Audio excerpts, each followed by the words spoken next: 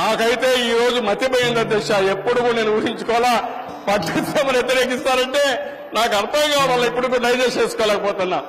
ఏమయ్యా మీకు అర్థమైందా? ఏదో ఒకటి మాట్లాడాలంటే నాకైతే నాకు ఆశ్చర్యం వేస్తుంది అధ్యక్ష. జగన్మోహన్ రెడ్డి చూస్తే ఎప్పుడు నవ్వుతా ఉంటాడు. ఆ నవ్వులు ఎందుకు అది మీరందరూ ఆలోచించాలి అధ్యక్ష.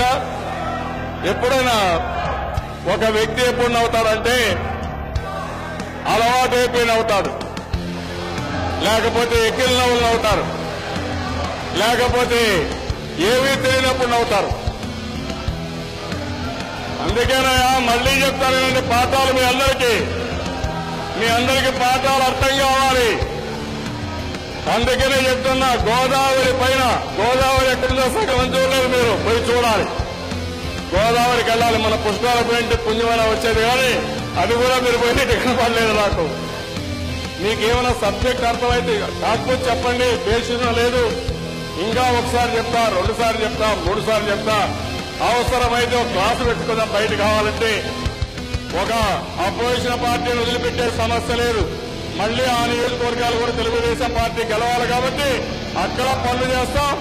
రాబోయే 175 నియోజకవర్గాలు గెలవాలి కాబట్టి అన్ని నియోజకవర్గాల్లో యూనిఫామ్ గా పనులుంటాయి. బ్రహ్మాండంగా చేసి రాష్ట్రంలో ఒక కరువు రహిత రాష్ట్రంగా చేస్తాం. జరిగిపోయింది పని. మీతో ఆగదు.